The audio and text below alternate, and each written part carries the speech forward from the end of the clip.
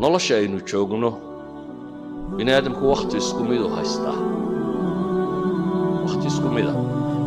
inta badan dadku 60 jir 50 jir 70 jir meelaha waa soo wada gaadha laakiin midhaha iyo raadka ay dunida kaga tagaan iyagoo isku waqti noola waa kala nooc sababta uu kala noociyna waa masalada tan camalka bini aadamku qabta waa saddex qaybood mid inuu yahay qayb ku anfacaysa qayb wax tarta akhriya adduun manfacuun leh iyo inuu yahay qayb wax dhibta akhriya adduuma dhibaato kuugu jirto iyo inuu yahay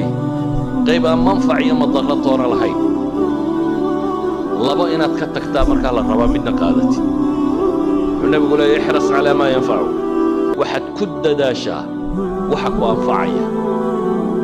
waqtigaaga iyo maalintaada iyo xooggaaga iyo cilmigaaga iyo aqoontaada iyo hantidaada iyo garaadkaaga iyo waxaad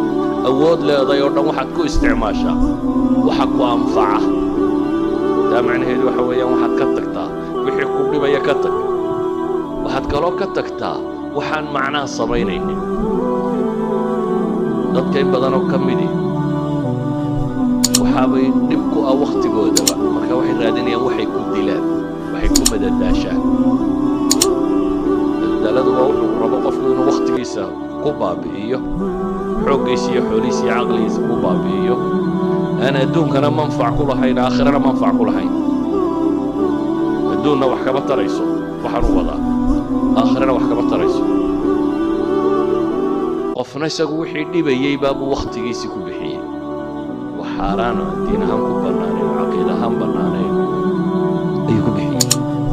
nabigu calayhi salaatu wasalaam markaa wuxuuna leeyahay ixris calaa maa yanfacuk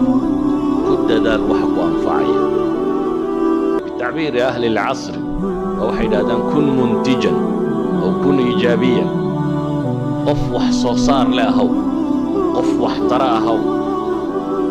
qof wanaagga qabta noqo noloshaada maalintii waxaad qabanaysaa waa inaad isweydiisaa ma manfac adduun buu kuu leeyahay mise manfac aakhiro kuu leeyahay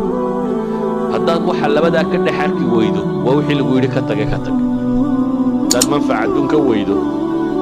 ama manfac aakhiro ka weydo waxtar ma leh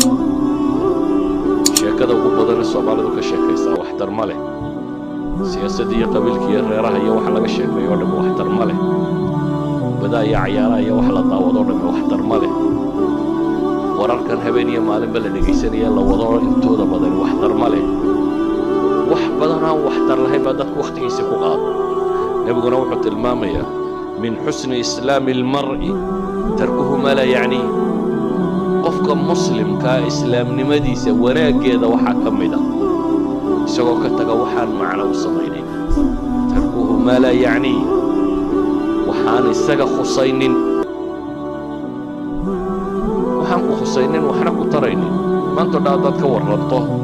laba gaaloo meel isku dilay kii la dilay adiga waxba ku tari maya warkooda iyo akhbaartooda waxba ku tari mayso akhbaarta siyaasiga dad ka sheekeeya inteeda ugu badan le waxba ku tari mayso waxyaabahan ka sokeeya iyaguna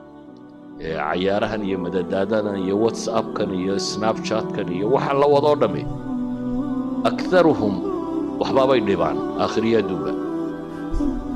inta aan aakhiriya adduun manfaca ku lahaynina aan wax dhibinina waa inaan adduun